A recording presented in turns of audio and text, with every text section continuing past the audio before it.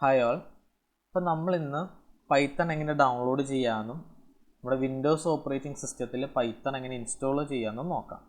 അപ്പോൾ അതിനായിട്ട് നിങ്ങളുടെ ബ്രൗസർ തുറക്കുക.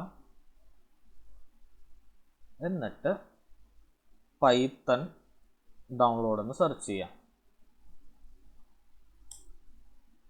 ഫസ്റ്റ് കാണുന്ന ലിങ്കിൽ തന്നെ ക്ലിക്ക് ചെയ്യുക. അതായത് ഡൗൺലോഡ് python-python.org എന്ന ലിങ്കിൽ ക്ലിക്ക് ചെയ്യുക.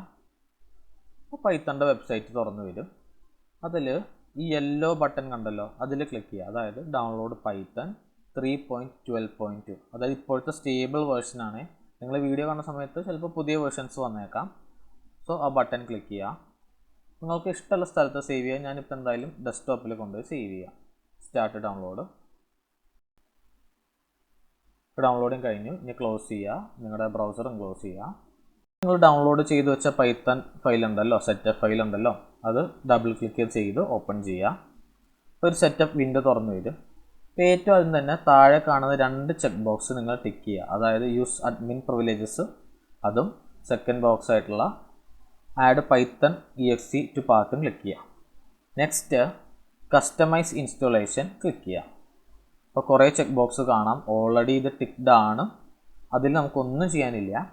ഇനി നെക്സ്റ്റ് ക്ലിക്ക് ചെയ്യുക.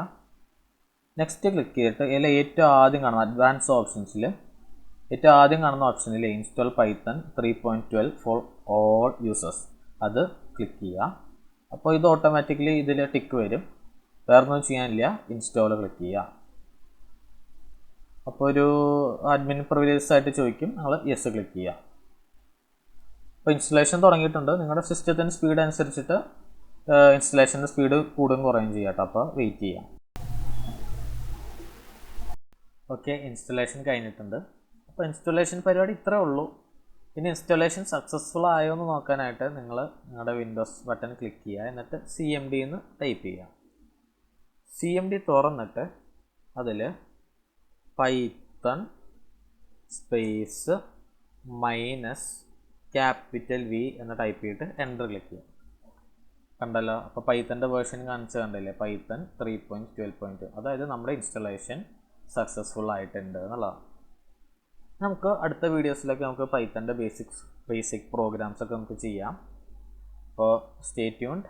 സബ്സ്ക്രൈബ് ചെയ്യുക, ഇഷ്ടപ്പെട്ടാൽ ലൈക്ക് ചെയ്യുക, പിന്നെ അഭിപ്രായങ്ങളൊക്കെ കമൻറ്റ് ചെയ്യുക. അപ്പോൾ നെക്സ്റ്റ് വീഡിയോയിൽ കാണാം.